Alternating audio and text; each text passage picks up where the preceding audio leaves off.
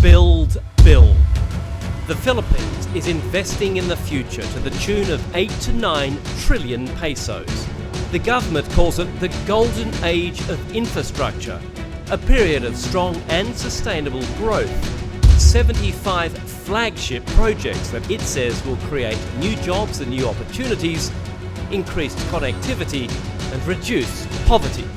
Add it all up and the Philippine economy could outpace its ASEAN neighbours. But is this hugely ambitious program realistic? And who's footing the bill? To whom will the country owe its national debt?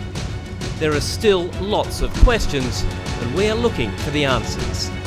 This is a CNN Philippines special presentation, Building for the Future.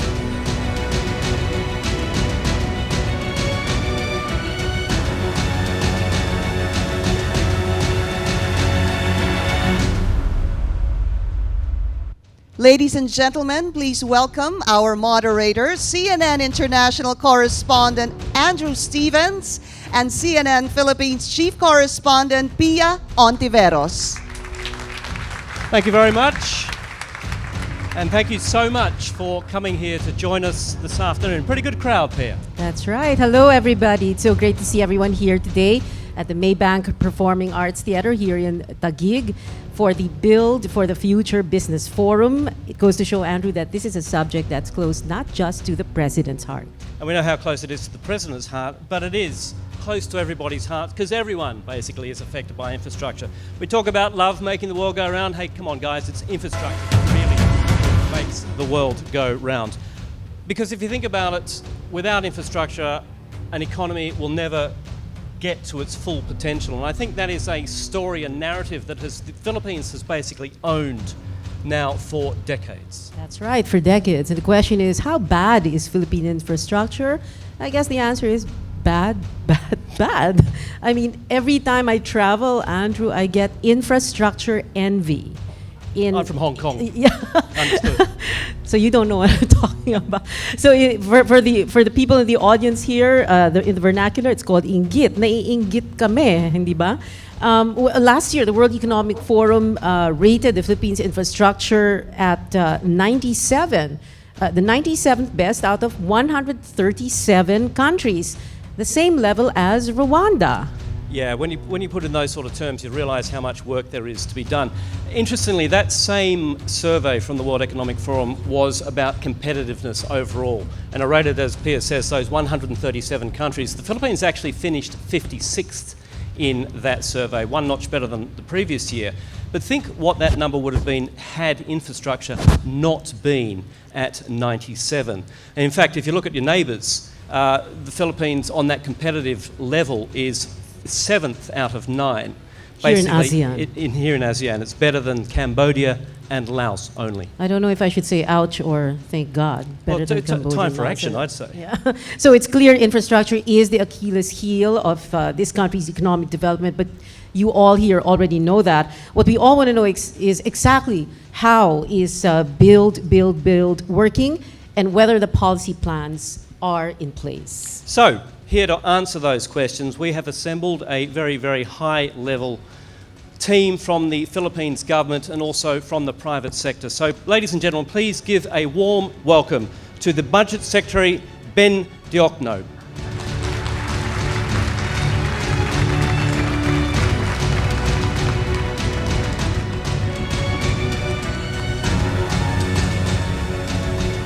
Also tonight we have the Socio-Economic Planning Secretary and NEDA Chief Ernesto Pernia.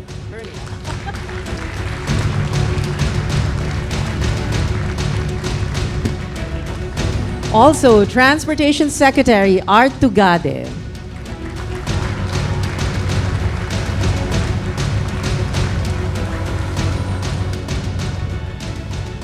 Public Works and Highway Secretary Mark Villar.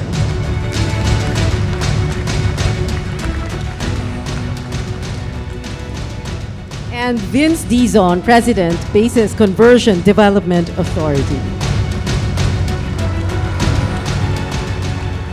Gentlemen, please take your seats here. And Andrew? Yeah, we also have, as I said, we have leading figures in the private sector here today, including, gentlemen, as I name you, if you can stand up and just acknowledge the crowd so they know who is going to be speaking. Start with the Raul Romulo, who is the Chief Finance Officer of the Infrastructure Division of San Miguel and also Head of Treasury. Mr. Ed Francisco, President of BDO Capital and Investment Corporation. And Bill Luz, President of the National Competitiveness Council. Thank you, sirs. Let's all take our seats now. Okay, and let us begin. Gentlemen, please. And I'd like to kick this off to you, Budget Secretary. What I want to do is basically set the scene. So this Build was announced back in July of 2016. We're nearly 2 years into this. I want a status report from you. Where are we? Are we where we need to be? Are we where you expected to be?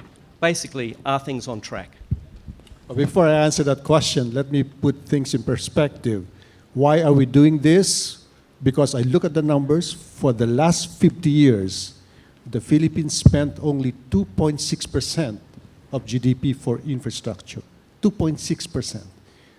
The acceptable level will be around 5%. So what we did was, for last year, 2017, it was about 4.7%. This year, our target is 6.1%, ramping it up to about 7.3% by 2022. Now, to answer your question, yes, I'm happy where we are. It's not easy to do this kind of massive, ambitious program in 2 years. But what we did was to maybe complete some projects which were not started, but we are finishing right now. For example, the Panglao International Airport, it will be done this August. Okay? Panglao, that's been lying down there for 10 years. The Cebu International Airport, the Cebu Second International, we will complete that this June. Terminal 2. The Clark International Airport has been started now, right? It's ongoing. So I'm happy where we are. The train going to Clark is also being started. Just a very quick follow-up there. Talking about, if you're talking about 100% being completion, how far down the road are we? Is it a 10% completion so far? 50%? It's hard to say. These guys will answer that question, Okay. all right? Case to case, huh? Maybe Secretary Tugade and Secretary Villar. It's hard to do a generic yardstick here because of the peculiarity of the projects we have. The projects of transportation will not be akin or similar to the things which the Department of Public Works will be doing, or are doing, or have done. In the same token, it will not be in the same platform as what BCDA is doing. In other words, what I'm trying to say is, if, for instance, you are to ask transportation within a time set of, say, the remaining 4 years of the term of the president, we are going on a 25 to 30% accomplishment.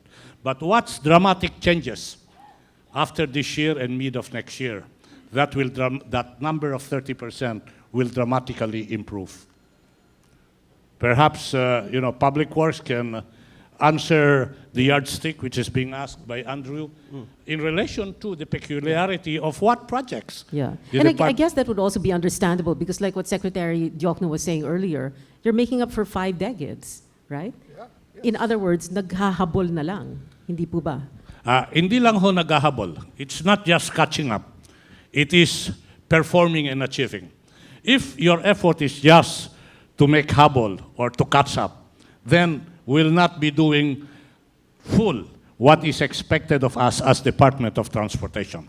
As we try to do what was forgotten or neglected in the past, we do certain things that is anew and peculiar to the administration of President Duterte. Secretary Villar, are you on target?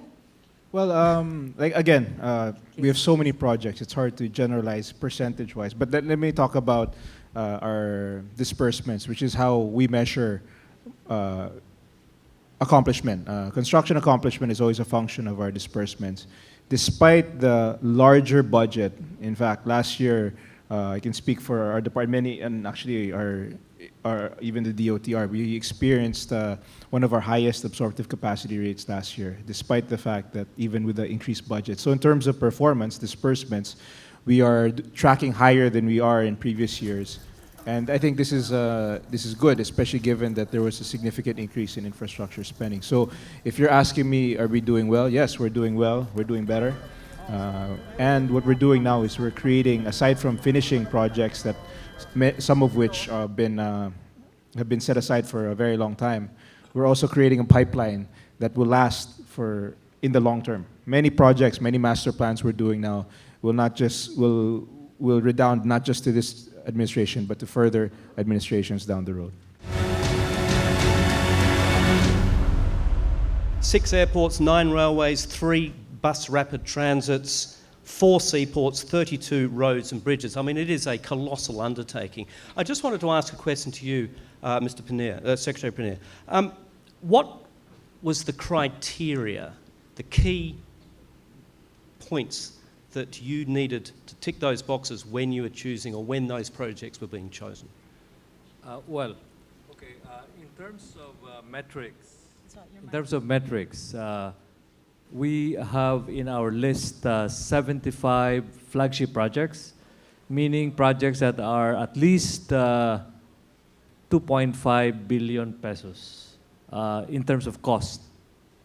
And as of the latest, we have already processed, meaning it has gone through several stages, about 6 stages of processing and approvals. We have already covered 35 of the 75 flagship projects. So that's more than 50% in terms of new projects getting approved by, in terms of technical evaluation and getting through the cabinet level investment coordination committee, and then on to the NEDA board, which is chaired by the president. So these are now ready for implementation, these 35 new flagship projects. And besides that, we have, as mentioned by Secretary Villar, we are completing several projects that were unfinished in the previous administration, and they are about to be finished, like the Harbor Link. Harbor Link from the port area that brings trucks directly to NLEX instead of having to go through Manila cities and further congest traffic. Right. And so let me get your question again. I just wanted to just the key criteria. The criteria are, for example, we have in the development plan, Philippine Development Plan 2017-2022, we have priority projects based on pent-up demand in terms of transportation, in terms of roads and bridges by the Department of Transportation and Communication, Public Works and Highways, and airports. So we see where are the demand really growing that has already been unmet for several years. And so that's a very good criterion, because in terms of viability and economic returns from that project, it's going to certainly have to be going to have great returns in terms of satisfying the needs of the country for transportation or for whatever types. There are several types of transportation. And also energy. Energy is mostly private sector, though. Yeah. So several years or several decades, 5 decades in fact. Yes. But I was wondering, there is a hashtag that you use, and I guess the younger the younger men on stage would know this hashtag that you're using, comfortable life for all. Is that the criteria also, part of the criteria? I mean, that is the objective, right? To make things easier for people. Yeah, right? as I have mentioned earlier, when we assume our respective position in the Duterte administration, the president gave an all-embracing order: make the Filipino comfortable. On the part of transportation, therefore, if you will ask for criteria and view this in the light of the president's directive of making the Filipino comfortable, what will be the criteria? The criteria will be mobility. The criteria will be connectivity. The criteria will be to enhance the movement and transfer of people and goods. And then ultimately, this will be translated into one word: comfortable. So that we are committed, the Department of Transportation is committed to achieving mobility and connectivity in the hope and with the target that we, in our own ways, will make the Filipino comfortable. Comfortable in terms not only of travel, but comfortable more particularly and generically in relation to way of life. So that the Filipino will no longer have infrastructure envy. Hindi na tayo maiinggit sa ibang bansa. But I wanted to ask also BCDA's Vince Dizon, you're implementing 11 projects, correct? New cities, special economic zones, including the new Clark City, 9,450 hectares. The alternative, you call this the alternative to Metro Manila, a release or exhaust valve to decongest Metro Manila. You're looking to build a new government administrative center there. This is a very ambitious project, but a lot of people are pinning their hopes on this. Can you tell us more about that? Yeah, thank you, Pia. Before I get into the details of those projects, I think to respond to the question raised earlier, what sets this program apart from past programs and past governments? I think there are three things. First is the boldness in the decision-making that's being done by this government. Second is the swift action that's being undertaken. And third is the unity of purpose of all the departments related to infrastructure. I don't think you have seen the kind of coordination and cooperation and unity that the Duterte administration has shown to be able to, as Andrew said earlier, accomplish the colossal output that needs to be done in such a short span of time.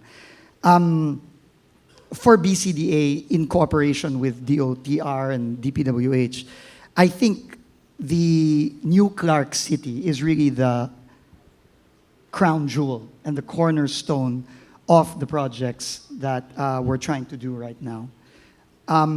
It's so important because when you look at the quality of life of people not just in Metro Manila, but in other urban centers across the country, Cebu, Metro Davao, it's really at reaching a point where congestion, traffic, and all the other urban pressures that we're all going through on a day-to-day basis has become unbearable. And that's why the president himself said a couple of months ago that Metro Manila is a dying city, and it's no exaggeration. And just the kind of life that our people have to endure on a daily basis is really something that government needs to address. And it cannot be addressed overnight. I know a lot of experts seem to have magic bullet solutions, but in reality, there's no magic bullet to solve the problems we have in the urban centers in this country. And New Clark City, I think it just shows a way forward, a peek into the future, a peek into the kind of quality of life that every Filipino deserves, whether rich, poor, young, and old deserve. And that's why it has to be done properly, it has to be done well, it has to be planned well, and it has to also be done quickly. Because the kind of life that our people are having to endure really cannot wait a single day anymore. And now we've moved forward with New Clark City. We're doing phase 1 now, the first 60 hectares, which will be the national government administrative center. Construction is already underway. The first part of phase 1 will be completed by late next year, in time to host the Southeast Asian Games in December of next year.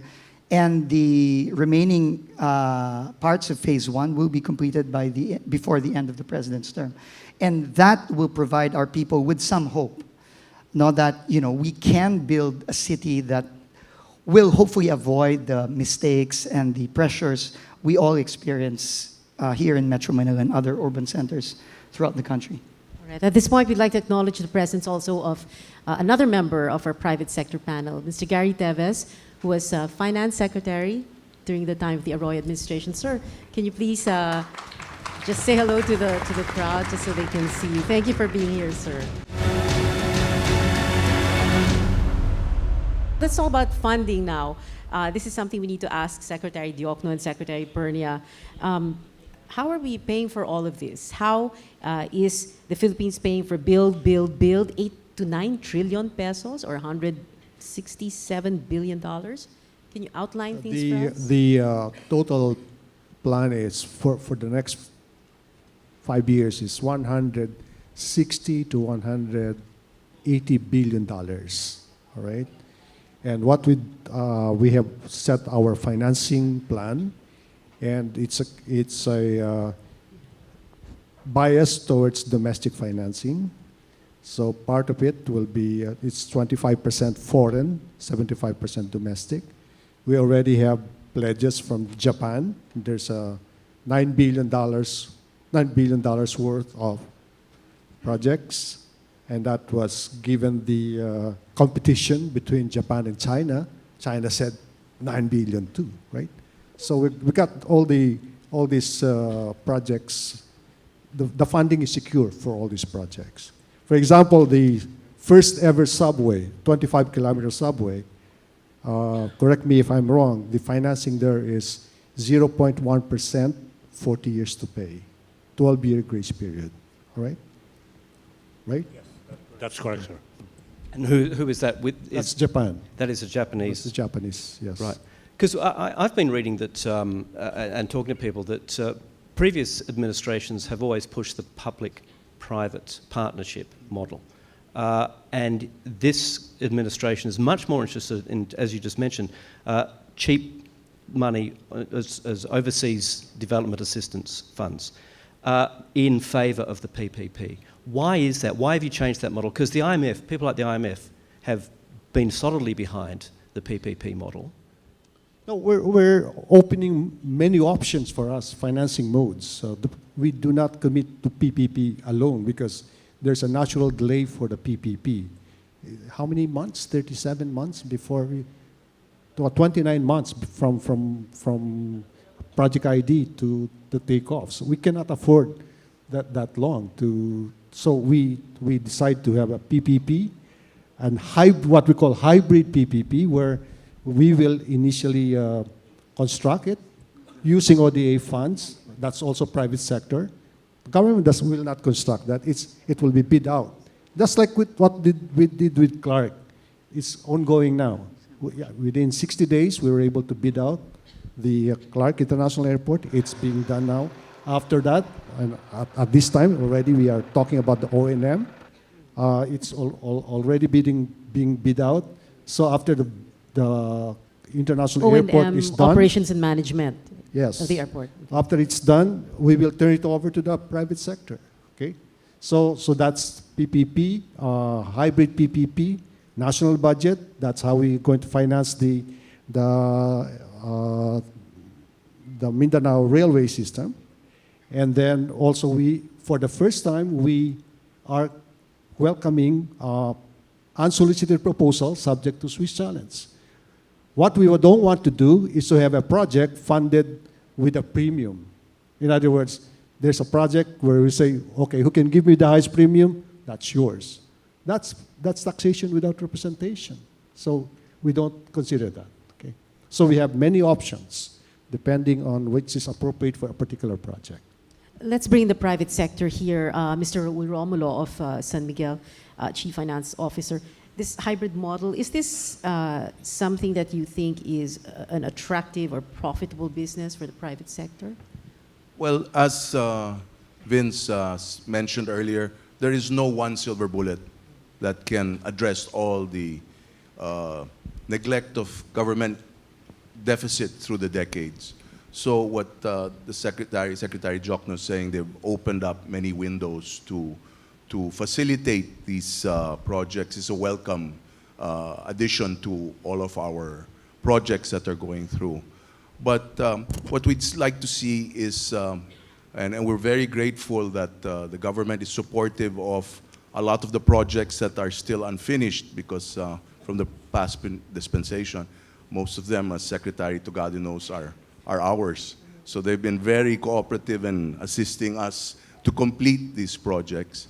But what we'd like to see is a more balanced opening and distribution of these different kind of budget fundings.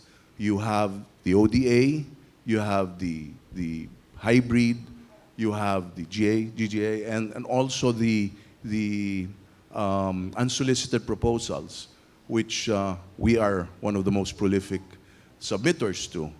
But we'd like to see a more balanced approach, if possible, to see all of these projects roll out more efficiently as it is now. We understand that a lot of the projects that you put together are still trying to complete from the previous administration, and you're rolling them out. We'd also like to see the different agencies have more people to help us analyze all of these projects that can go into fruition faster. So yes, this hybrid is a welcome avenue, but we'd also like to see the opening or reopening again on the thrust of the PPP side without the premium, sir. And also, again, the unsolicited proposals that are already there. If you can move this a little faster, and they're moving faster than the past, but we'd like to see it a little, and we know you also want us to finish faster, Secretary Tugade. We talk about this all the time.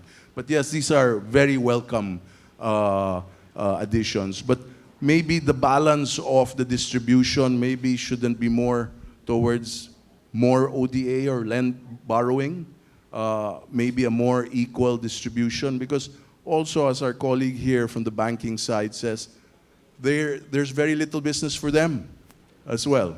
Yeah. The PPP window has slowed down. Yes. Budget sorry, can we get a response? Yes,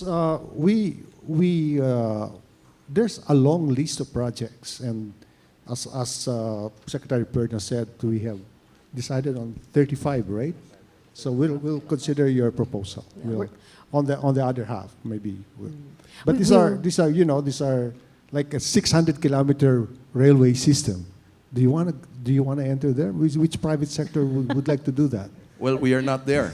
So, but we'd like to see. No, as I said, Yeah. The initiatives that you brought up. What will happen is that China, for example, if we give it to China, they will actually chop it off to several segments because they want to finish it within the time frame. So I think you'll benefit from that also. At this point, we'd like to bring in also Mr. Ed Francisco of PTO into the discussion. Sir, tell us, what do you think of this hybrid model?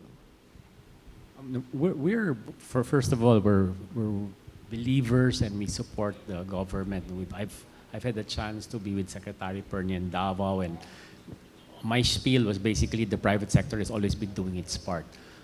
So the hybrid model is actually great.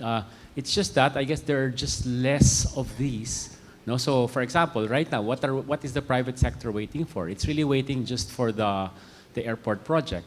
Of course, we know that San Miguel is a prolific, in fact, as Raul said, prolific, submitter of unsolicited. But how many of those are gonna be decided upon where we can actually fund?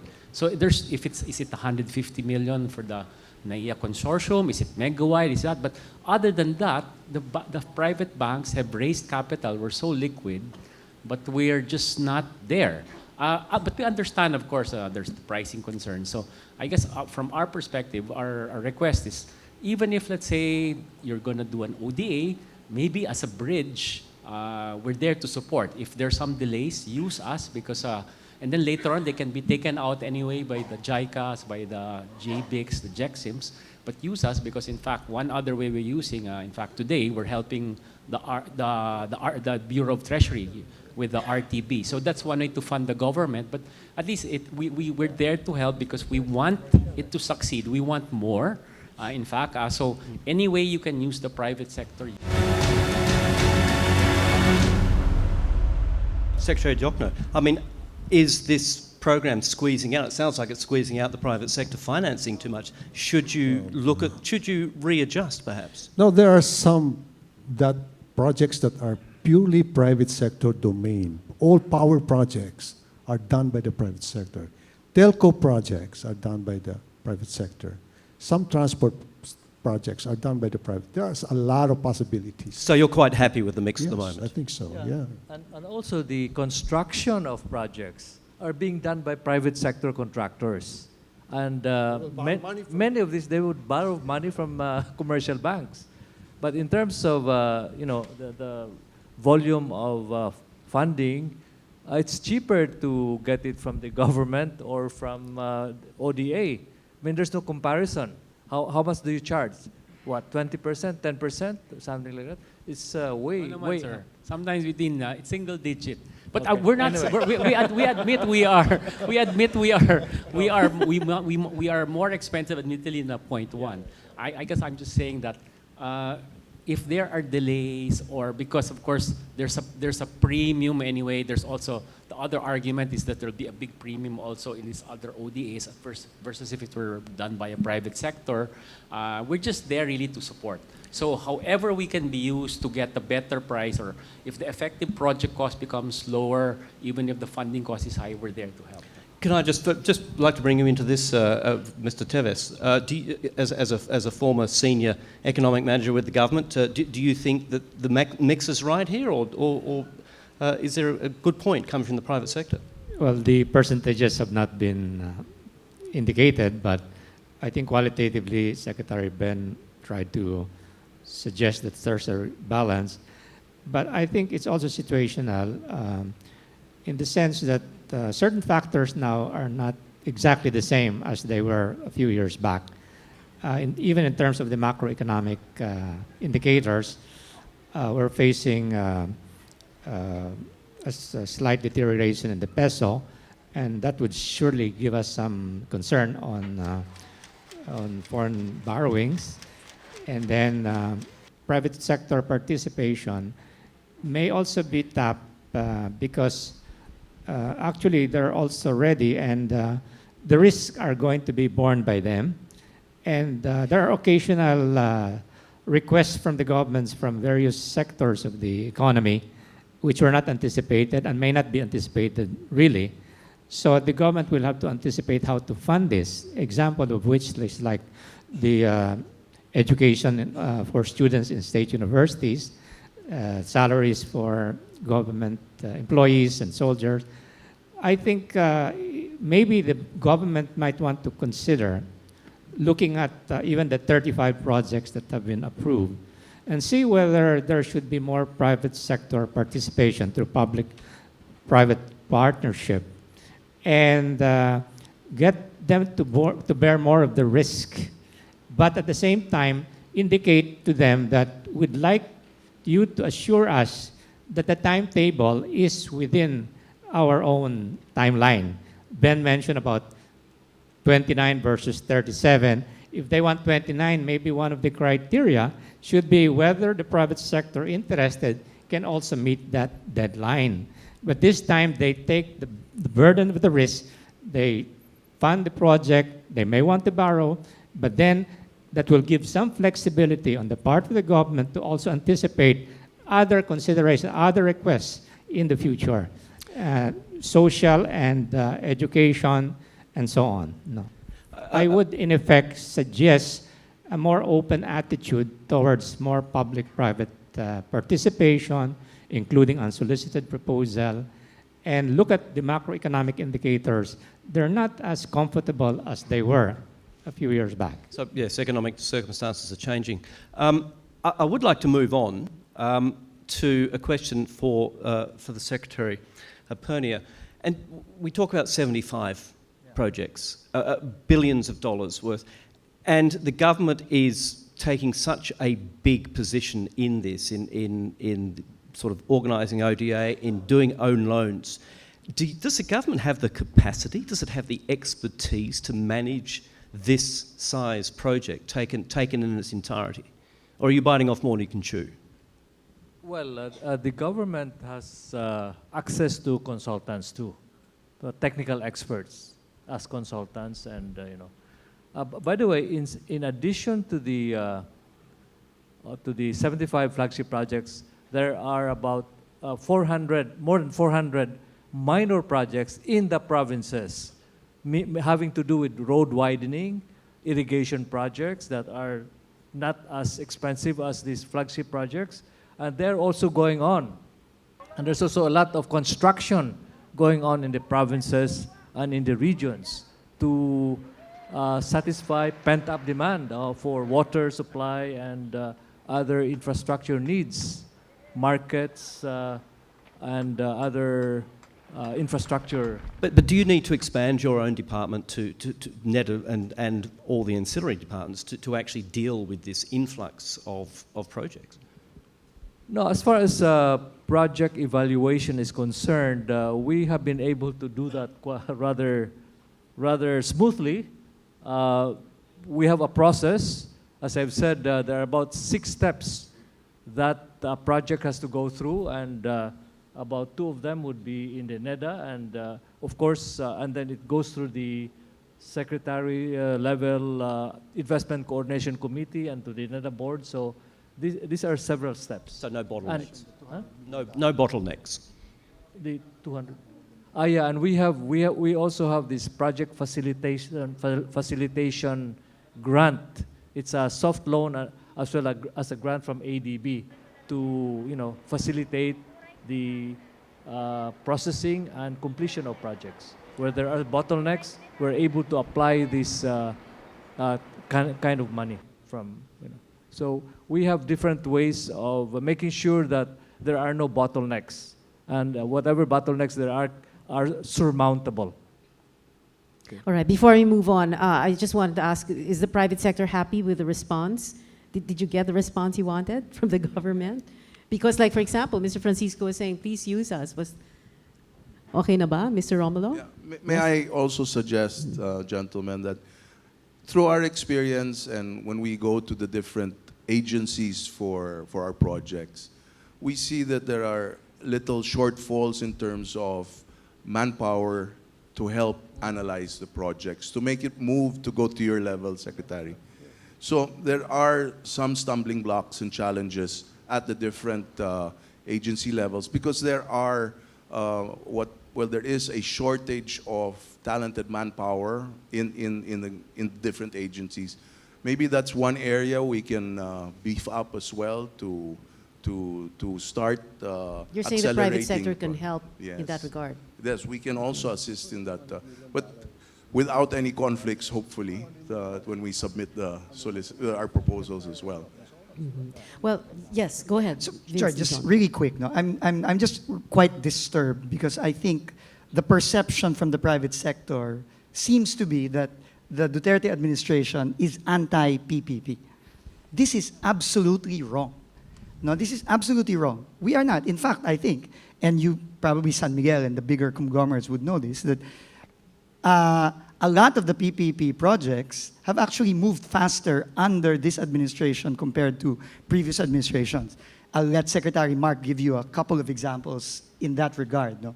But I think what the government is looking at, we're taking a step back and we're saying, hey, we've got this huge infrastructure gap that we've got to close. And the key here is speed. We have to be able to do all of these things as fast as possible. And the modes on how to get them done will depend. That's what Secretary Jokno said. In some cases, ODA will be faster. In some cases, a hybrid PPP will be faster. In some cases, a full-on PPP will be faster. Compared to other administrations, past administrations have said, no unsolicited proposals. You're very familiar with this. No, the previous administration said, no unsolicited proposal. We have said openly, and we've proven that already by granting several original proponent status to several unsolicited proposals. Secretary Tugade would be witness to that. So I think that's a complete misrepresentation of reality. This government is not anti-PPP. We want to work with the private sector, but let's sit down, let's look at these projects that we badly need, and let's see what mode is the fastest. Because bottom line, that's it, right? Goal. That's the goal. To do things faster. The offer of the private sector in terms of extending funding opportunities, in terms of talents and skills, are most accepted and are most welcome. In fact, will always reach out to the private sector when the need arises. But as Vin said, we have considered all the opportunities available. There will always be a basket available, a basket of funding requirements to fund different projects. There will always be a basket of talents to address different requirements on projects. Let me be very specific. As we discuss funding, as we discuss cooperation or offer of skills and talent, remember, the Duterte administration is barely 2 years. And what have we done in barely 2 years? Let's go to actual accomplishment. Let's talk about the airports. When you speak of the airport before, when you speak of NAIA and Terminal 1, 2, 3, and 4, the tagline is one of the worst airports in the world. Now, that tagline was changed. It is now one of the most improved airports in the world. Why is this so? Because there have been developments, construction, completed at that in relation to the airports. And the funding came from multiple funding sources, from unsolicited proposal to private, to GAA, to ODA. Let us be specific. Before, Panglao Airport in Bohol is just a topic for conversation. Secretary Jokno mentioned, by August of this year, perhaps it will spill for another 30 to 45 days, it will be commercially be operational. You speak of Cebu. Cebu Terminal by June 17, June 7, it will be inaugurated and operational. Look at the airports all over the country. Before, you have a total of 11 night-rated airports. Now, as we speak, there are more than 16 night-rated airports, and it is the ambition of this Duterte administration that when the term is over, all the 44 commercial airports would have been night-rated. As we speak about night-rating capability of airports, we speak about the reality of how to maintain the safety and punctuality, predictability of air operation. When we assume there were only 3 radars, now as we speak, 10 additional radars are in place, adding to the predictability of air travel, security of the space. All these things are in force and in place. Funding from varied sources, from private to GAA to unsolicited proposals. This is what I'm trying to say. Let's go to maritime. For the first time, the month of January, we will be inaugurating ever, the first barge terminal in the Philippines. This is funded by a private party. You know, okay. What is this barge terminal? This is a business model where the containers that normally ply the highway and the street, 20-footers and 40-footers all, will already move on water. It is hoped that when we implement this, the movement of containers on the road will be reduced by 35 to 40%. Funding, private. Welcome back to our special presentation. Thank you very much. Our special CNN Philippines presentation on building for the future. Now, there are 2 phases to this program. There is build, and that leads to jobs. And of course, if there are jobs, the other target here is to reduce poverty. At the moment, more than 1 in 5 people, about 1.6% living below the poverty line. Like Andrew, you were going to say, right? Yeah. Under this massive infrastructure program. Well, with an infrastructure program like that, when you've got 1 in 5 people living below the poverty line, the actual government target by 2022 is to reduce that to 14%. And at the end of the day, you think, what is this? You talk about comfortable, about making Filipinos' lives more comfortable. Reducing poverty has to be the key topic there. All right, but of course, before we go to reducing poverty and challenges, we wanted to give the floor first to Secretary Tugado, who's going to wrap up what he's going to say, and then Secretary Mark Villar. Yes. Okay, thank you very much, ma'am. We have revisited in generic presentation what we are doing with air, what we are doing with maritime. Let's revisit the rails. You know, the present population of the rail system now is only 77 kilometers. It is hoped that by the end of President Duterte's term, this administration would have completed 1,900 kilometers of railway system, such that you have rail system being put up from Manila to, from Tutuban to Malolos to Clark. You have Clark the to North Subic Railway. in terms of cargo. You have from Tutuban to Calamba, Los Baños going to Bicol. That is the South Railway. Yes, right? ma'am, the PNR South Railway. You have the expansion of LRT2, and then you have LRT1, then you have MRT7, then you have improvements on MRT3. All this covers a motley of funding platforms. It is not limited to one kind of funding platform. And then there is the subway. Before, subway was a talking piece. In this administration, the mode of implementation is already in place. Why in place? When the idea of having the first subway in the Philippines was brought up and planning was made, the start of construction would have begun or is scheduled to start next in the year 2019, third quarter. Today, as we plan, as we deliberate, and as we talk with the private sector and the government of Japan, we will start the construction of partial operability of the first subway station, covering 3 places: North Avenue, Mindanao Avenue, and Tandansora, with a railway institute being put up in Valenzuela, which will also serve as a depot. These are plans which are being done, being implemented in barely 2 years of the Duterte administration.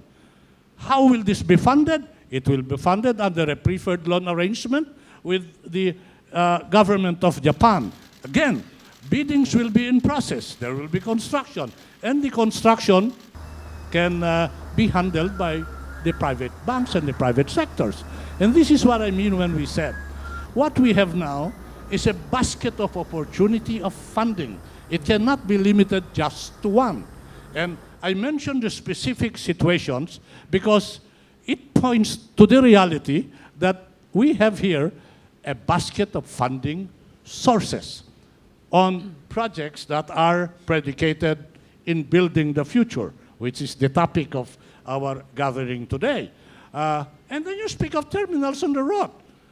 You have the modernization program, all requiring funding. There is a partnership, and there should be a partnership between government and the private sector. You know, we in government cannot say we can do this alone. And you, the private sector, with due respect, cannot say, hey, leave it to us. Government should do something else. It must be a duality of role, mutually respecting each other's capacity and capability. Well, anyway, I just want to just to reemphasize what they mentioned earlier about the robust cooperation that we have with the private sector in terms of infrastructure projects. And I can speak for the DPWH with regards to our various projects. For instance, with San Miguel, our TR4, which is going to Lucena, which will be starting this year. That's a long-delayed project. We have the Harbor Link, which we've acquired 90% of the right-of-way, which will be delivering at the third quarter of this year. We also have the first exit of the Skyway, which will also be opened. We're targeting by the second quarter of this year. My point is, in terms of cooperation with the private sector, I believe that this administration has given its full support. And I know this because I regularly meet with all our concessionaires.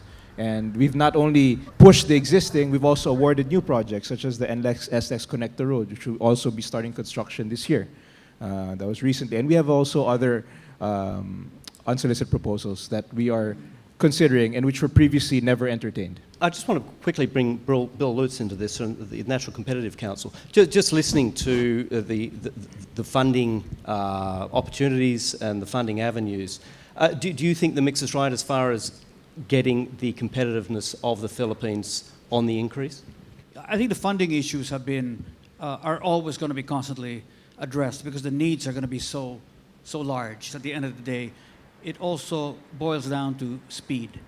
And in the Philippine context, within ASEAN, we're a large country and growing, but we are way behind on the competitiveness rankings in infrastructure, not just the general competitiveness rankings.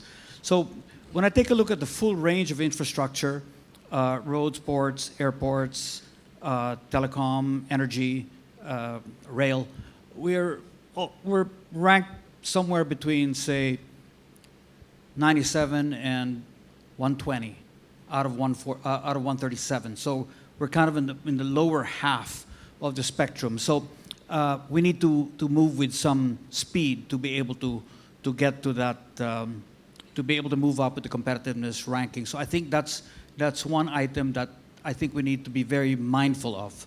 The second is that even as we address all the funding issues, there are probably other issues we need to look at.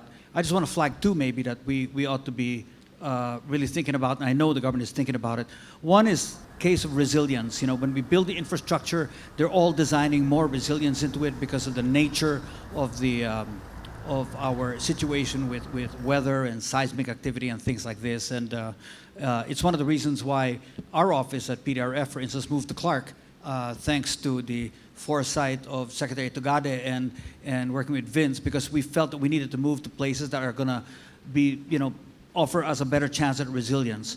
But the issue, I think, that it cuts across all these things, aside from the funding, I think, is really going to boil down to right-of-way issues. There are a lot of projects out there, but if we don't kind of break those bottlenecks in right-of-way issues, projects can come to a stop. So we have to be very careful about spotting that and debottling that, and debottlenecking that. And I think that's something that the government and the private sector will need to identify early on and work through, because the projects are there, I think the funding is there, but speed gets affected every time we hit little bumps in the road like that. I want to move the conversation on to the financing in terms of the national debt. I think the national debt, or GDP, debt to GDP ratio stands at around 42%. Forbes magazine says that under the build, the massive borrowings, that could blow out to around about 140% over the next 10 years. Tie that in with, we heard earlier, that we don't have a trade surplus anymore. There is a trade deficit and a weaker peso with this growing national debt. Is this not cause for concern for the national accounts now? False news. That projection is wrong. Our projection is that it will continue to decline. All right? The national debt will continue to decline? The debt to GDP ratio, which is the important metric, not the absolute level of debt. It's your debt in relation to GDP. Right now you said 40, 42, right? Our projection is it will continue to decline to about 37 to 38. Even with this sort of yes, borrowings even with you're this. talking about? So we're confident. We're confident that we will be able to finance the projects without getting us into a debt crisis. Just can you explain how that works? Because we will outgrow our debt. So this is an economic growth sure. outperforming. 7 to 8% plus in nominal terms, plus 3%. Maybe we will growing in nominal terms at 10%. The debt, the interest rates are very low, so we will outgrow our debt. So that report is false.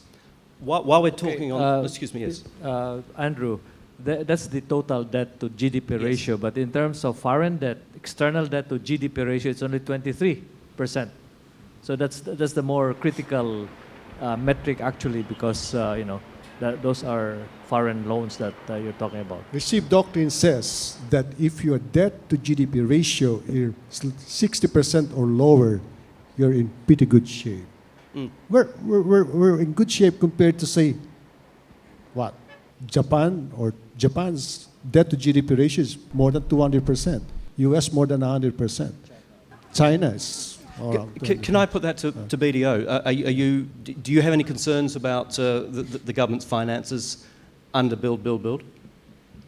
Frankly, no. We believe in what they're doing, the economic team, and we're very supportive of train. So in fact, as long as the train packages are continuing, talk about train, the tax train package, too, and the rest. Yeah, we support where you're going in getting the upgrade. So we're behind you. Okay, so there's no red flags. The balance of trade turning to deficit is not a red flag.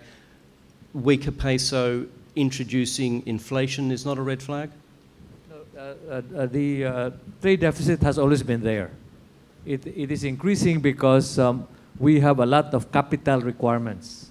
The bulk of our imports is, in terms of value, is due to capital imports, import of capital goods, and intermediate products that are needed in in building and in our construction activity. We have a very hefty reserves, equivalent to 8 months of imports.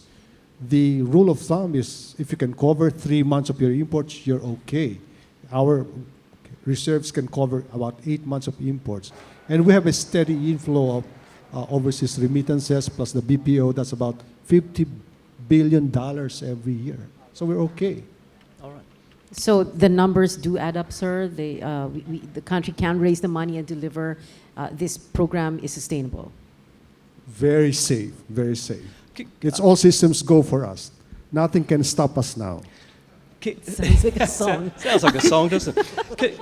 I'd like to ask a question about, you talk about the ODA, and we've mentioned Japan a couple of times about Japan being a donor, very low interest rate loans. And China has also been mentioned. China will will be a part of ODA assistance as well. On the back of that, you may have seen this quote from Rex Tillerson, the former US Secretary of State, and talking about China's practices as far as ODA and what has been termed the China debt trap. Now, this is his quote. Beijing encourages dependency using opaque contracts, predatory loan practices and corrupt deals that mire nations in debt and undercut their sovereignty, denying their long-term self-sustaining growth. Now, this is what I talk about, this China debt trap. Are you aware, is this a concern within the government that this is something you actively have to avoid? Yes, we are aware of that. We read a lot of reports from Sri Lanka, from African countries, Pakistan, and we are well aware of that, and we are making haste slowly with China. Actually, only one project, a minor project, an irrigation project in Tuguegarao, which is a small project, an irrigation project. That's the only one that has been signed so far. The other projects that that are potentially fundable. In fact, the Chinese are interested in funding them. They have not. They have been moving very slowly. Right, right. Yeah. Is there a way of guarding against the potential of that happening? Is it? Well, we just have to, as I've said, make haste slowly, in terms of Chinese funded projects, so that we know at every step of the way we know where the pitfalls are in terms of Chinese funding. Yes. All right, let's talk about jobs. What jobs are we talking about here? On Tuesday, you launched that jobs portal on bcda.gov, no? Secretary Mark, what jobs are going to be available? Yes, actually, it's a multitude of jobs, as you know, with these. I think a large issue for why there's this some firms have a hard time is also placing. Where do you go to, and what is the medium for which you can attract or hire talent? So now we've created this portal which we launched that's called Jobs. So along with the build, we have the Jobs portal. And we just started it. We already have posted 11,000, but that's just the start.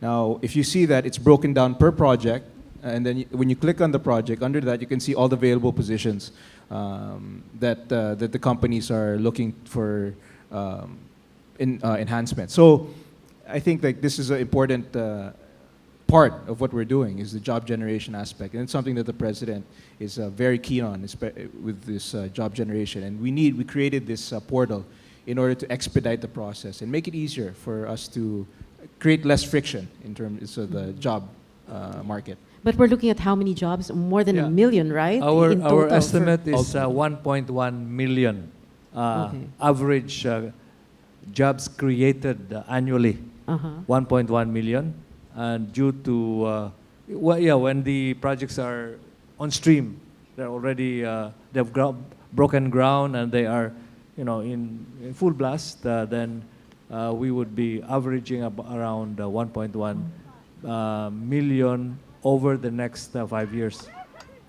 But And it's- well, of course, this includes direct employment as well as indirect employment from Okay. construction and all that. Yeah, well, construction, there's a construction boom. Is it true there is a labor shortage? And how is that going to, is that a threat to build? Paano po yun? Yes, it is. And in fact, I think there are some already OFWs that are coming back. I saw a number of 32,000 that have come back. And these to are the skilled participate. workers that we need. Yes, correct. for- The technical Okay. kind of workers. Yeah, but when we say we're bringing home the OFWs, they earn a certain amount Yes. abroad. We are saying that we're going to pay them the same amount. Well, here. they would They'll earn be the they would same. be earning competitive compensation vis-a-vis what they have been getting. There are so many projects in the provinces that are also going to be that are going on stream that would create a lot of employment. You said there is an issue of a labour shortage. Do you see the returning workers being able to nullify that, or is this going to be something which lives with the Build project, just the difficulty in finding the number of workers? Well, if the compensation that they'll be getting will be close to par with what they're getting, many of those workers would love to come home. What about the ODA, again, programs where you tend to see the donor country sending, apart from sourcing materials, also sending skilled Workers. labour and manual labour? Well, that's the practice of Chinese-funded projects, but not Japanese. Right. Japan-funded projects, they have skilled they have technicians, specialized technicians train for subway projects, for example, but not the unskilled labourers. blue collar type workers. And they will be welcome in the Philippines. The Chinese blue collar worker will be welcome to help. Well, that will be a matter of negotiation with China, but with Japan, there's no problem. We can use our own blue collar workers. Yes, Secretary Can Mark. I just add, we already have existing foreign-funded projects. And of course, these foreign companies, Chinese, we have Chinese, Korean, Japanese. And of course, certain projects require a certain level of expertise that might not necessarily be available locally. So they bring in experts. But in general, the labor that they utilize is locally based labor. That's how it's been. That's how we expect it to be under the Build program. They share with us their expertise. They might bring some personnel, but in general, the workforces will be comprised of locally sourced labor. Okay. Just to add, anecdotally, in the projects that are already ongoing right now, we're actually experiencing a shortage in skilled labor. So when I say skilled, I'm talking about heavy equipment operators and the sort. Clearly, for the semi-skilled and low-skilled laborers, there are a lot there. But just to point on because I think it's a concern by Andrew, Chinese laborers coming in. I don't think that's going to happen because, first of all, Chinese labor already is more expensive. So I don't think China it's economically smart for China to bring their workers here. But in terms of skilled laborers, those where we actually have a shortage of, then that's where you will most likely have some Japanese, Korean, or maybe even Chinese skilled labor coming in to ensure that the projects are implemented quickly. Yeah, and well, the other challenge there is the short work visas, work visa periods. But anyway, Andrew, we were going to talk about poverty reduction also, right? Yeah, one question I have is, obviously poverty reduction is probably at the very top of the agenda for obvious reasons. But when you have these infrastructure projects, they tend to be a sort of, they close around one area. How do you trickle down the benefits of infrastructure into the remote urban, rural areas to make sure that all Filipinos get the benefit of this infrastructure boom? We also have a lot of rural projects, actually, agriculture-related projects. So they would be open to employing those in rural areas. Yeah. So So as I've said, there's so many projects out there that are going to be. And from the top down, the coordination between the state and the local provinces, how closely you're working with them. Because I know this was a success in China, the development of China. They worked hand in glove. The central authorities sort of spread the love, if you like. Are you adopting that sort of model here? No, we are not a centralized type of. But what I mean is that the central government managed to involve the local authorities, local provinces at every stage of China's sort of restructuring. Local governments will be involved too. Right. Local government, provincial governments, local governments would be involved in those local projects. Okay. And by the way, in our build program, we are on a 24/7 work mode, meaning 3 shifts. So that's why it's going to employ more people as well as speed up the completion of projects faster. Speed.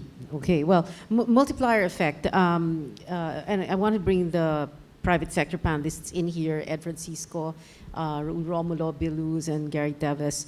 Are you seeing increased or broader economic activity because of build right now? This early in the game, 2 years into the Duterte administration. That I can share also anecdotal evidence also. Our loan books have grown significantly, and it's because of the multiplier effects.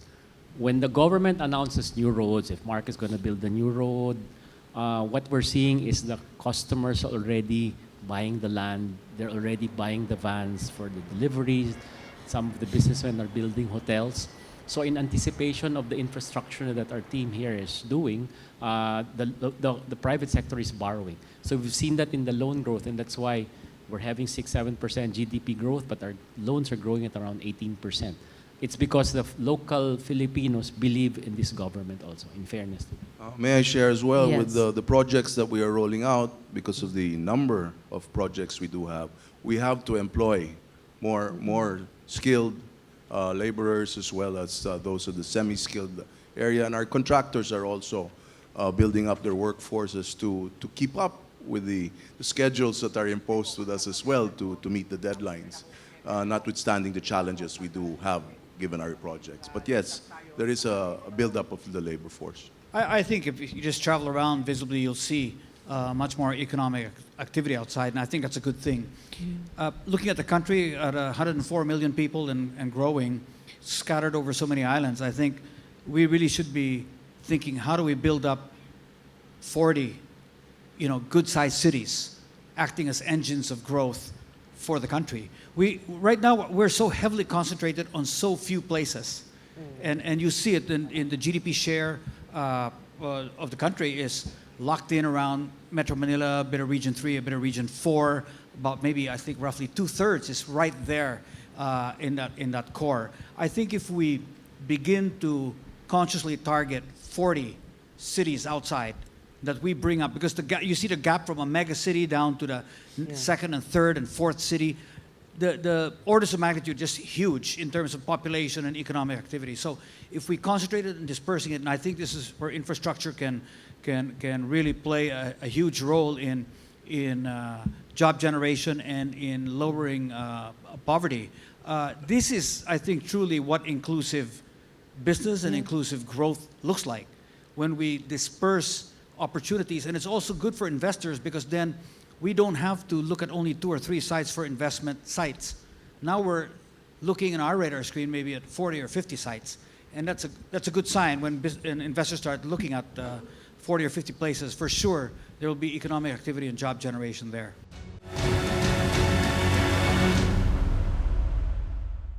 Let's talk about corruption first. It's, again, in many countries, it is a perennial question. Now, with 8 billion pesos in projects being launched over the next 4 to 5 years, up until 2022, and I'll put this to you first of all, Budget Secretary. Transparency, obviously, is the best way to fight this. How are you going to embed transparency into these processes of awarding substantial loans? Well, that's the instruction of the president. No corruption, right? At the DBM, we are also adopting a new project called Project Time. This is digital imagery monitoring and evaluation system, where we will use the satellite, the drones to really monitor in real time all existing projects. Okay, so we're going to launch it maybe in a few months. Does any of the other panelists have anything to say on this point? Yeah, Mr. Tagad is the most senior here. Yeah, in terms of transparency, number one, we have changed the processes on bidding and procurement. These are all on live stream. Never before have you heard of bidding on live stream. Before, when we started live streaming processes, we just thought that we live stream the actual bidding. We went beyond that, ma'am. Even procurement now, even pre-bid is on live stream. That accounts for transparency. Number two, it's all in our web page. All the projects, how much, when do we expect to finish, the status, everything, it's all there. It's open and transparent. And then we try to address the issue of bidding and procurement. We ask third parties to come in, to participate in the process, to make sure that it will be transparent. In other words, there are things being done in the processes to make the bidding and procurement process transparent, very accountable. Never has this been done before. It's being done now. Earlier, Mr. Luz raised two issues. The right-of-way. Later on, maybe Mark can handle that, yes, because we have designed a scheme for the right-of-way. And the other is the shortening of processes. No less than the president is very firm and very aggressive in saying all processing procedures must be cut. He imposed timelines of 3 days and 7 days. And to put emphasis on what he wants, only 2 days ago, sir, he signed the anti-red tape into law. Never before has this been done. And he has instructed cabinet members to put in technology all processes within 30 days from signing 2 days ago. This is an indication that the leadership is no nonsense in shortening processing time. And as it shortens processing time, it is no nonsense on transparency and accountability. Sabi ng presidente, tagalan nyo, tanggalin ko kayo. Okay. Secretary Mark Villar, let's talk about DPWH and geotagging, because for the longest time in the past, hindi ba, the problem was ghost projects. Now you're going to make everything transparent. That's your promise. Well, our promise is that these ghost projects are a thing of the past, because I'm a strong, and we all are. We're strong believers that we can defeat corruption and inefficiency through technology and analytics. Specifically, in terms of the DPWH, we're already in the last stage of implementation of our construction management software. It's called PCM. It's called PCMA. It was designed with the help of the World Bank, and it utilizes. We've incorporated not only drone technology, also geotag photos. What are geotag photos? These are satellite. These are monitored by satellite. Absolutely cannot be faked. In fact, we have an application for the iPhone that our engineers use. When they take the picture, it's instantly uploaded to our software. So at any point, I have access to the any of system. the projects that are going any project on you anywhere. ask me if what's happening here in this certain project in this certain province. At the click of a button. No matter how far. No matter flung, how far, because we have an Okay. extensive organization. We have more than 180 district engineering offices. We have more than 10,000 engineers. All of them monitoring all these projects. Now they'll be able to upload that to our central system. They already are. Not even they will be. So They no are. one can lie to you. No one can lie to me unless they find a way to defeat the satellite software. I can't imagine Good luck. any way that they can get away with that. So. Yeah. Well, we wanted to ask Secretary Gary Teves about this. You know, If I might want to clarify something, Pia. Taking note of Secretary Ben's optimism, I was wondering whether, what if a different situation takes place in the second half or the next year, in terms of how the inflation rate will taper off or slow down, and whether there are demands that we haven't anticipated now which might crop up, whether there might be some adjustments in the wages either through the present setup, through a regional council. What if these things happen? Would the government still consider perhaps allowing the private sector to take another look at even the approved projects, which the government might have already said that I'm committed to those projects, but putting certain conditions, i.e. time, cost, employment generation, and say, hey, private sector, you can participate because there are other things that we might have to address, which might draw on our resources, and therefore it might be welcome for the private sector to come in and assist the government in this infrastructure endeavor. I'd like to see a situation also, Secretary Pernia, that if these things do not pan out as we are expecting, as conveyed by Secretary Ben, would we still be at pace with our poverty reduction program? I think you did mention through a newspaper account that the GDP would have been a little higher if the inflation rate were a little slower. So this has a bearing on the poverty reduction program. This has a bearing on job generation. So it might be useful to consider a Plan B approach, wherein the private sector will be ready and available to assist the government even in those approved projects, and where the government says, I am committed to it now, but I'm willing to make adjustments provided the private sector will meet these conditions, which will be win-win for all of us. Let me answer first before I forget. The budget transparency. There's an organization called Open Government Partnership consisting of close to 100 countries. In terms of transparency, our budget system is the best in Asia, number 1 in Asia, number 19 globally, all right? So we have a very transparent budget system. Now, on the matter of whether if we made some calculation, what will be our response?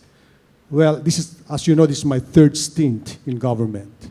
I know how we make some adjustments in the middle of the game. And do you know what the result is? Half-finished projects, okay? We won't do that. We will go full stream ahead and construct all the projects that we have chosen, right? The way we have figured out the financing, so whether there is maybe a hiccup somewhere, we will continue the project, finish the project. Time is of the essence. You know the congestion cost in Manila is 3.5 billion daily. We got to address that, all right? And we are interconnecting the whole country from Luzon to Visayas to Mindanao. And so we plan to do that. All right. So speed and full speed ahead are the keywords for build, build, build. And nabanggit na ni Secretary Tugade that, or Secretary Villar, that there is a way that you're handling this. Definitely, the mechanism is there. Government has the mechanism to resolve these issues. It's just a matter of rationalizing management. What does this mean? We have eminent domain. We can easily, if there's a property, we have the means to procure the property by utilizing expropriation. No? Yeah. We can utilize that, and the courts are quite fast. As soon as we get the writ of possession from the court, we can already start construction. We can enter the property. It's not a long process, and this is available to the government. That's why it then becomes a problem with project management, which is something that, with the help of the whole economic team, we've been able to address with the support of the DBM, who's given us additional personnel, funding, and in terms of planning. These are all things that have been done, and you can see this reflected in the speed in which I think a lot of our projects are being done now. For instance, the ones that we're opening now, we've acquired 90% of the right-of-way, and this was done in a very short period of time. Yeah. What is the bigger headache, Secretary Mark? Is it with private property owners? It's really, they're all... Or meron bang, kunyari, informal settler communities? Of all kinds. Sometimes it's informal, sometimes it's property owners. What is it? People don't want to give up their land? What? Sometimes they don't They want don't like the price? What? Sometimes it depends. In the case of informal settlers, of course, they expect to be compensated because they have to move. Of course, so we have mechanisms for that. For landowners, of course, they want to receive the best compensation for their property, for buildings or whatever they built on it. So there's mechanisms for giving them what we feel is fair compensation. And if we don't agree, then we'll expropriate their property. We will move to expropriation proceedings, which can be done fairly quickly. So like I said, it then becomes a project management issue. So what we've done specifically is we have task forces for every major project in the build, and even outside of build. All major projects have specific task forces just for right-of-way. So then they become accountable for whatever goals that we give them. And then that's how we move forward these projects. Because the mechanism is there. I mean, it's not, people, maybe there's this perception that, right of way, it's impossible. We have the mechanism. It's a matter of management and political will. Before we go, I would like to ask for a few words from all of our panelists, starting with our private sector panelists. First of all, we've been listening for an hour and a half now on a very extensive conversation about this infrastructure, about build. And perhaps, Mr. Tevez, if I could start with you. From what you've heard today, and if we can go down the line after Mr. Tevez, from what you've heard today, keep it short, how optimistic are you that we are now seeing a game changer in the Philippines? Yeah, on a scale of cautiously optimistic to very optimistic. Yeah, we're seeing a major change, or if you want to use the word game changer. There are just some tweaking perhaps that needs to be done. And there are always some things that might happen, and therefore some adjustments will have to be made. Earlier, Ben said that when they've started a project, they will push it. I was really referring to a project that has not yet been started, but actually the government was intending to pour their resources into it. But perhaps now that if things happen differently, perhaps they could be open. So I think there will be probably more chances of getting these things done if the private sector were to participate in most of these projects. Okay, thank you. Bill. Thank you. Well, I think there's no question we are on the cusp of a game-changing event. But I'm always mindful of looking at what the rest of the competition is doing, and it's in that context. So when we move fast, we have to be clear that we're moving faster than others because we're behind. So we're a bit in the catch-up and in leapfrog mode. So we've got to be looking closely at what neighboring countries are doing in ASEAN and Asia Pacific. And if we can achieve things faster, then that's a game changer. If we just achieve at a slightly slower pace, the same pace, we have to remember they are also moving fast. And Francisco. I guess regardless of which organization we're with, we're very hopeful with this administration. As a Filipino, I'm hopeful that I will see new subways and new airports. And I hope, and that's a way to convince my children and the OFWs to come home because there will be jobs and there'll be, I guess, infrastructure outside Metro Manila, which is what you're doing. So I'm very optimistic. Well, just to share the experience of San Miguel, I can attest that between all the secretaries that are here today, we have a total coordinated, cohesive plan now when we do meet as a concessionaire, compared to how it was before, that it was a little more piecemeal and ad hoc-ish. Now there is a more cohesive movement, and we're moving in the right direction. And I remain, as my colleagues do, very optimistic that we can achieve what we set out to do. And before we say goodbye, I'd just like just a very brief comment from our ministers as well. Starting with you, Vince, what makes you so optimistic that this can be done? This government can do it when there have been false dawns before. What's different this time? Well, like I said earlier, it's the bold will to get things done. It's the fast action that we've shown. And I think it's the unity that this government has shown under the leadership of President Duterte. And just to end, I think, there's an old Arab proverb that says, dogs bark, but the caravan moves on. And believe us when we say President Duterte's build, build, build caravan is going to move on, and there's nothing that's going to stop it. Secretary Mark. Yeah, really quickly, I think that these men here, I can say they work, these are men who put themselves on the line for this goal. From this whole administration, from the president down, you can see that we are united in our purpose and firm in our resolve. And all of us who put ourselves on the line, our reputation, everything, to make sure that this build, build, build happens. Secretariat. I've never been in government before, except for that brief stint at the Clark Development Corporation.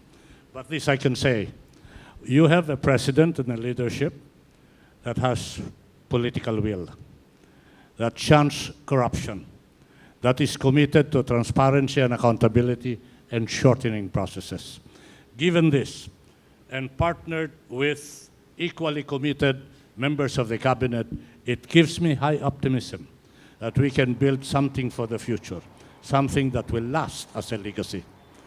Today, we are witness to a very good dialogue between the business, private sector, and government. The good dialogue produced good feelings.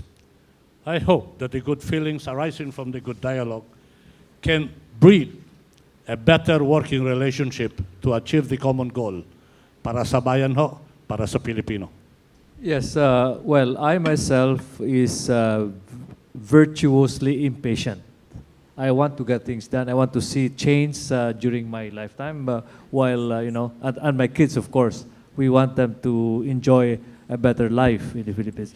Just to go back to Gary Teves's, actually, we have 4,995 projects, including the 75 flagship projects, and they are available in the website, the Public Investment Program, online, people.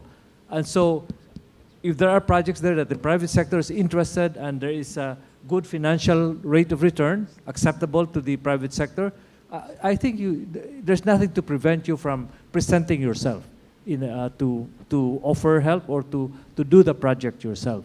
So so in other words, we are open to cooperation from the private sector. Open for and business. this makes our feeling even more optimistic because of the willingness of the private sector to join hands with us. And finally, Secretary. Yeah, Andrew, as I said, this is my third stint on the same job, and I've seen them all. And so with this very strong, cohesive team, and the ideal conditions, low debt to GDP ratio, low interest rates, I think nothing can stop us now. A great way to finish. And that wraps up our presentation this evening. We'd like to thank so much our very, very honoured guests, Budget Secretary Ben Dionco, Social Economic Planning Secretary Anita Chief Ernesto Pernia, Transportation Secretary Art Tugadi, Public Works and Highway Secretary Mark Villar, and Vince Dizon, President of BCDA. And our private sector panelists, please join us here on stage. Sirs Gary Teves, Ed Francisco, Bill Luz, and Raul Romulo. Please join us here on gentlemen, stage. if you could come up and join us. And to all of you here at the Maybank Performing Arts Centre, thanks so much for joining us. We hope you've answered or you've heard the answers to some of your questions. And we look forward to doing this again on whatever topic is of interest to you. Thanks so much for joining us. And ladies and gentlemen, to our guests. I'm Pia Hontiveros. And I am Andrew Stevens. Thank you very much, everybody.